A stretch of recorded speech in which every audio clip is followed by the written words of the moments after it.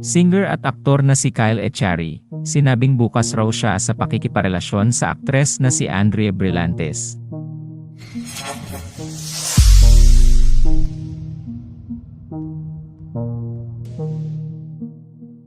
Tinanong si Kyle Echari sa eksklusibong panayam ng ABS-CBN News sa kanya, noong Lunes, ika-4 ng Marso, kung posible nga bang lumivel up pa ang pagkakaibigan nila ni Andrea Brillantes. Ayon sa aktor, hindi raw niya isinasarado ang posibilidad na makarelasyon niya ang aktres. Pero sa ngayon ay sinabi ng singer na kontento na raw muna siya sa ugnayang mayroon sila bilang magkaibigan. Anya, maybe you'll never know. Hindi naman ako pwede humindi, hindi pwede umuo. You'll never know what happens.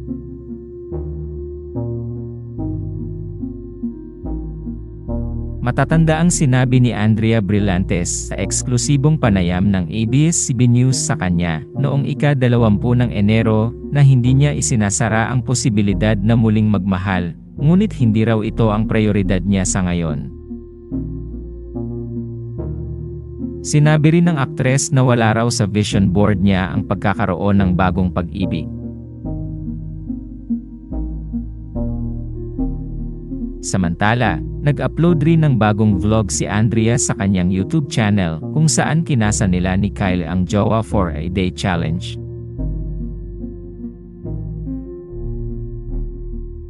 Sa vlog na yon, makikitang nag-museum date ang dalawa at nag-baking date rin sila sa isang DIY baking studio sa SM Aura. Nilinaw rin ni Andrea na bahagi raw ng challenge ang pag-date nila ni Kyle sa BGC.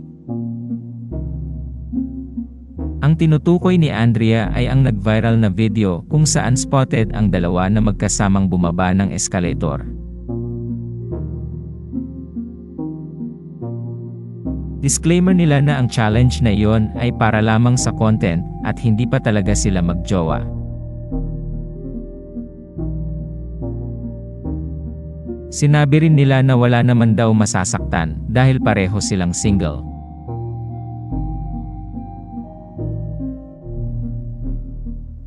Salamat sa panonood. Huwag kalimutang mag-subscribe sa aming YouTube channel, i-like ang video na ito, at i-turn on ang notification bell.